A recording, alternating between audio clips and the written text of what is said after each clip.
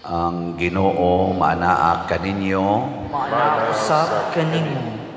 Pagbasa gikan sa Santos nga Ebanghelyo sumala ni Lucas. Yaon ikaw o Ginoo. Unya mitan-aw sa Hesus sa iyang mga tinun-an ug miingon, bulahan kamong mga kabus kay inyo ang gingharian sa Dios. Bulahan kamong mga gigutom karon kay kamo pagabusgon. Bulahan kamo nga karon naghilak kay kamo malipay raunya. Bulahan kamo kung ang mga tao magdumot ug magsalikway ug magbugal-bugal kaninyo ug mag-ingon nga kamo mga dautan tungod sa anak sa tao. Paglipay kamo kung kini mahitabo ug pagsayaw sa kasadya, kay dako ang ganti nga gitagana alang kaninyo dito sa langit. Kay ang ilang mga katigulangan naghimo sa ingon ngadto sa mga propeta. Apan alaot kamo nga mga dato karon, kay napahimuslan na ninyo ang kinabuhi nga hayahay. Alaot kamo nga mga busog karon, kay kamo unya kanunay gutumon. Alaot kamo nga karon nangatawa, kay kamo unya magbangutan ug maghilak.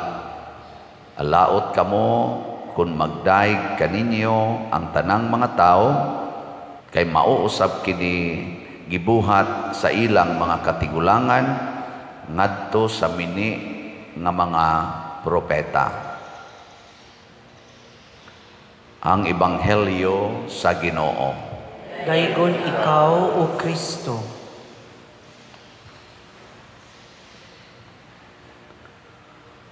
Bisan si San Juan Crisostomo gitawag man ni siya golden mouth or bulawanong pamakba. Deny kay siya sa mga tao sa iyang panahon, pero tungod kay iya mang gipuy-an ang kinabuhi ni Kristo, kinabuhi sa iyang giwali, gidumtan pod ni siya sa mga daghang mga authorities.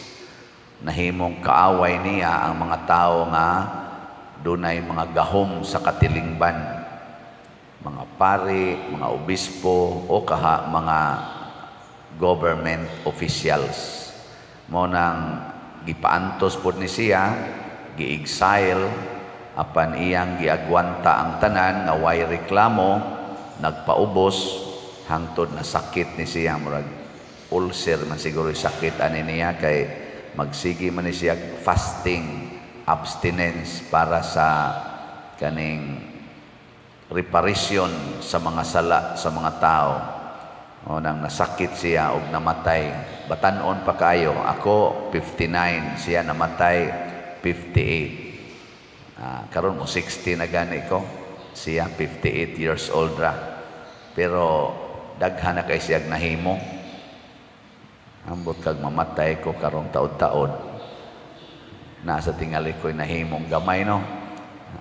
Nasa gamay nahimo Di nasad kalimtan. Mauni ang mahitabo unta nato kitang nagsunod sa Ginoo. Matod pang San Pablo sa unang pagbasa, ayaw na mo pagsigig hunahunaan ang mga buta nga kalibutanon. Hunahunaa ang mga buta nga tuas langit. Gilingi ay mong tupad na unsang buta nga imong gihunahuna ron. Wala. Kay kani manggong mga buta nga nias kalibutan, kani mga kwarta, dungog, balay, yuta, kalampusan, kani mga butanga, pulos ni sila maghatag nato og sala. Kung di ta magbantay, maghatag ni nato og sala. Mao na nga matod pa diri ni San Pablo, ang mga butang nga nias kalibutan, maghatag yun og sala. Mao nang patya ninyo, matod pa niya, ang kaibog na kalibutanon. Ano bang maibog kas mga nindot og balay, nindot og naong, nindot og height, ana ba? mga putot, may ibog sa tagas, ang tagas, ibog sa putot, kay haron, gikapoy na po sila ng taas, kay sila ba? Kanang, kaibog ang mga colors buhok, mga kurtis kilay, mga colors naong, mga gipang sulob, mga sakyanan, kini sila, mo resulta ni sa kahakog, panag-away, dinumtanay, kaulag, maunay resulta na, pinatyanay. Maunay rong kalibutan, porting gubuta, kay ang ato manggong kaibog, naa sa butang kalibutanon. Nakaron, kung sa may itong iilis, ilisan na nato kaibog sa mga butang ato as langit. Kung sa may ito as langit, kalipay. Ito adito'y kalipay. Ganahan mo malipay? Ha? Sige, unsaon man aron malipay gitag maayo. Ang kanang imong kwarta, ipanghatag ayaw tiguma. Kay imo nang tigumon ang kwarta, maproblema gyud ka. No, dako kay na nimong problema ang kwarta basta imo nang tigumon. Nagubat na gud ang Russia ug Ukraine tungod anang tigom ug bahandi. Mo resulta gyud gubat kanang mga managsuon nga magsigig tigom og kwarta, yang unahona tigom yung kwarta, mag-away gina, labi na ini kamatay na sa mga ginikanan, niya na ay kabilin, na away na ay. Pari sad magsigig tigom og kwarta, niya mag-team ministry, na mag-away gina, basta ang unahona ang mga paria, pulos kwarta, away gina.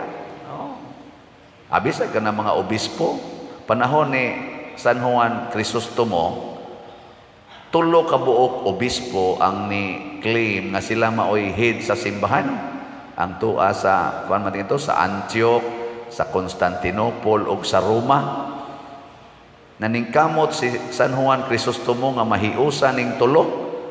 Mga buangon kay ito, mga obispo ha. Ana ang magyapon na karon. Di ba? Kaning mga government officials nga kanang hangol kay kwarta, ana magpinatyanay gina labi na panahos eleksyon. Karon gani barangay eleksyon ra gani, nanay na nga matay. No. Wa mo kay bao? Nanay nabalita na. Wa lang dinis ato. May mga buutan maning ato dinhing nidagan tingali eleksyon. Ambot lang sa kagwa na ba kay galini bakay ron, wa ba kay gasigig dinaotay karon. Ako alam man sa ko'y pakialam ana. Hala mo diya. So mo na, basta ka ng kwarta, ang kwarta, nangita ang gitag kwarta, sige mo tag pamaligyag slat din, pero wata mahigugmas kwarta, nahigugma ta sa dapatan sa kwarta. Ngunang sige tag baligyag slat, kaning holy pads, holiness, tanawa ha, holiness, peace, and divine salvation. Mo na'y dapatan sa atong holy pads. Nakapalit na mo. Ang wa kapalit. Sige mong tigom sa kwarta. Matod pa diri sa atong ibanghilyo. Alaot yun mo. Alaot. Bulahan ka mong mga kabos. Alaot ka mong mga dato. May kani pagkasulti si San Mateo sa iyang pag-stato. Amang yun ang kompleto dito nga Beatitudes sa Gospel ni Saint Mateo chapter 5. Kaning kang San Lucas chapter 6 maning dili ni siya kompleto sa 8 Beatitudes, pero iyang gipresentar nga kanabang contrast ba, iyang gi-contrast ingon siya, bulahan kamong mga kabos niya gibutang sa diri sa sunod, apan alaot kamong mga dato. Bulahan kamong mga gigutom, alaot kamong mga busog. Alaot to, bulahan kamong naghilak, alaot kamong nagkatawa. Una, kung mangita tag kalipay, dawata ang paghilak. Ang kanang tao nga modawat sa mga kasub-anan nga way reklamo, maunay tinuod nga malipayon. Sige, lingay mong tupad. Naganahan ka maghilak. Ganahan mo maghilak? O di ka nagkaganahan maghilak, magsige ra gyud kag kaguol kay ang kalibutan muhatag ginig kasakit. Kana palang naong nimo, igtan-aw nimo sa amin, sakitan na kay. Og di ka sakitan karon moabot yung panahon sakitan ka ng imong naong. Lagi. Ako las una katong wa ko sugtas akong gipanguyaban, giingnan kong batig naong, igtan-aw na ko sa amin, magsigo batik kag naong, batik kag naong. Sakitan sa kuwatoy. Pero karon ana nakadawat na gyud ko ani akong naong. Nindot kayo, makadawat kas imong kasakit ba? Sa una, sakitan ko nga, wa ko'y tarong kaon. Sige lag sudan anang chicharon nga katubitang lingin, nya ikasin, usahay, piwi, mo akong isuwa sa kanon, nya luyag asin, mo ginay paborito kayo. Eskwela pa ko. Suya kay ko anang uban nga yano-yano lag palit anang mga chorizo, mga hotdog, ana ba? Lami kita naon magmantikag itlog kami, makamantika lamig itlog, butangag paliya, wa na mura namig nagpista. Makaluto lami ana na ang pansit. Panahog na ay adlaws minatay o pista, pastang gubuta na gyud, lami na gyud kay kinabuhi ba?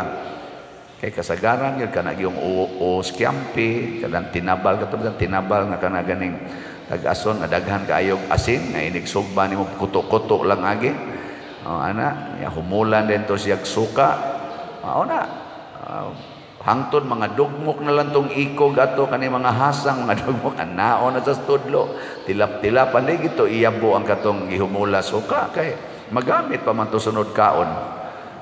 Ana kanay kanang sakit-sakit sa tong tan-aw ta ato pero gidawat to nako. Karon nga pari nako, wa jud ko mahangol ana mga pagkaon nga lami. Ako ra gyud nang kanon pero ako mahangol.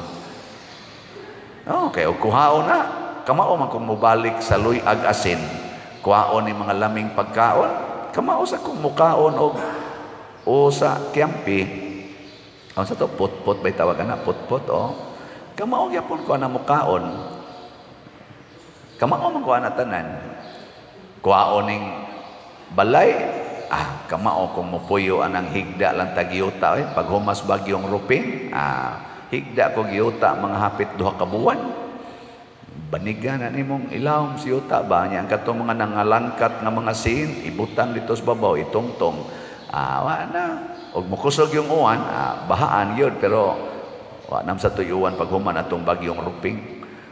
Wa nam sa katoy kusog nga uwan. Amo na nga ang pagdawat sa kasakit mao na siya sikreto aron ta mahimong tinuod nga malipayon. Kana bang makamao na kang mupuyo sa nagkalain-laing matang sa kinabuhi. Pero doon na gani kay matang sa kinabuhi nga di ka ganahan mo dawat, mao na mo patay sa imong kalipay. Mao na ningon si San Pablo diri sa unang pagbasa, patyagin ng kalibutanon nga mga batasan kanang kasuko, pagkasaputon, pagdumot, ang pagbutang-butang og law kayong sulti, mga inana, pagpamakak, pagpagarbo, nanggara kita sa tanan ba, nindot kag bag, pinalit nimo tag 10,000, imo day ng dadon, ana, kaya mo gina imong ipakita sa publiko, napakay kwarta, ingon napa nipalit kag slot Jesus unsa maihatag nang imong bag nga tag 10,000 yang slot tag 100 ra wa gani kang palit. Salamat sa mipalit nato og slot. Ang atong holy pads as of yesterday ang atong halin niabot nag 22,882 slots. Pagpag hinay gini kamas 77,000 na lang 118 ka slots ang available. Hinauton ta nga kada adlaw palitag tag sa kaslat 100 ingka mahutdan sa tanas pagkaon pader mao na nay giingon nga bulahan kamong mga kabos, di ba? Pero sa tinud-anay lang ang kamatuoran at tugan kinsa tong gasigig hatag ngadto sa mga buhat nga diosnon hatag ngadtos mga kabos, ngadtos mga masakiton, anang patukod, anang mga balay, anang mga way balay. Bisan pag imo pa ng hutdon ang imong kwarta pag spend aning mga butanga, naay mo balik nimo nga maglisod na gani kag accommodate sa kadaghan sa grasya nga mo balik nimo. Oh. Anong mura mamugwa mo to? Tinuod gid lagi na. Murag di magpuliki na kag dawat kay gisaad man sa nas Ginoo. Ibalik nako ninyo siksik, liglig, umaapaw, magkabuang kag sapnay kuno sa kadaghan mag-awas-awas na. O mao na nahitabo nato dinhi pagkagamay aning atong parokya. Pero wa tay hunong siging tabang karon nagkapuliki kitag dawat, no? Sa daghan kayong mga grasya nga mobalik nato. At tanawa ng gasigig tigom, siging tigom, daw kestanan, awa, di ba sigilan ng pangutkots o kalisod. Sigilan ng galisod. Pero kana mga manggihatagon, tanawa, sigilan nag-smile. Ngayon ka nakapamahaw na kaday, wala pa. Nga naman, gipalit na kong slap. Malipayon kinastanan niya gadagook ng imong tiyan anad naman ko ani lipay man ko kapalit kog slot dito sa simbahan. Pero sa tinud-anay na imo balik anang grasya niya nga hasta siya dili katuo, di gid katuo. No na ingon ana ang Ginoo kani ding iyang pag-ingon bulahan kamong mga gigutom kay kamo pagabusgon iya gid ang buhaton samtang buhi patang. Kanang moingon siya bulahan kamong naghilak kay kamo niya lipayon iya ginang buhaton samtang ni apata dinhi. Nya pun-ana niya inikamatay na nato didto sa kinabuhi nga way katapusan.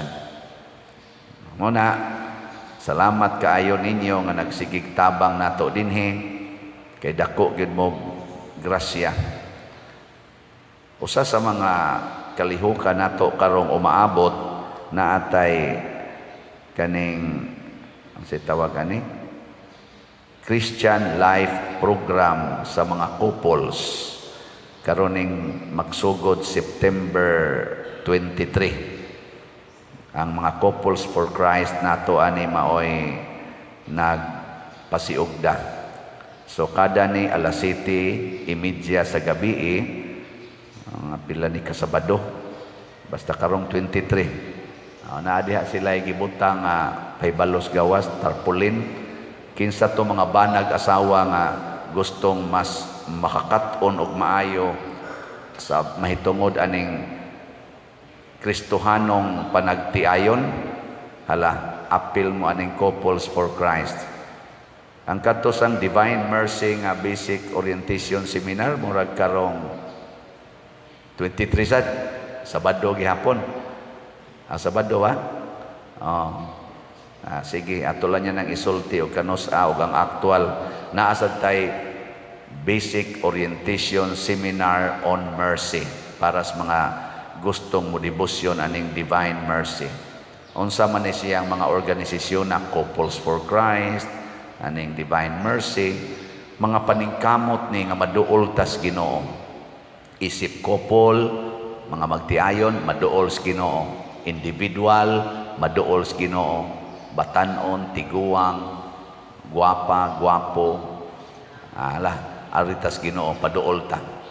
Karon dili ni mo bati atong naong, nya katong batig naong nga mo duol sa Ginoo, makadawat sa iyang kabati, no? dili siya mo guwapo, pero makadawat siya. Makadawat ba? Dili na sad siya mahimong kanang magdepresyon tungod siyang naong. Ingon ana na nya kadto sang mga gwapo gwapa di na sad sila magpagarbo nga murag gyud sila gyud moy kuan sila gyud moy labaw sa uban. Ang mga dato dili magpagarbo, ang mga pobre dili sad masinas mga dato. Ingon ana ang kinabuhi nga Kristohanon nato na siyang puy-an. Matod pa diri sa atong tubag sa Salmo pariham ni gihapon ang Ginoo maluluy-on sa tanan niyang mga binuhat. Kitang tanan binuhat ra gid tas Ginoo. O kung muduol ta niya, iyatang kaluyan. Magpagarbo ganita, iyatang biyaan. Magkapuliki gitag atiman sa tong kaugalingon, hangtod na lang ang uban maghikog na lang noon, kay wa na may Ginoo nga nag-atiman nila tungod sad sa ilang pagpalayo sa Ginoo. Muna si San Juan Crisostomo naghimo sa iyang mga pagwali, awhag sa mga leaders o sa mga members sa simbahan o sa gobyerno nga mubalik yun pagsunod ni Kristo, nga motuo sa Ebanghelyo o mosunod niini bisan pa man usahay murag dili ta kasabot sa gipasabot, kay ang epekto sa Ebanghelyo kung atong sundon pulos gyud nindot para sa atong kinabuhi, lawas o kalag. Manindog ta.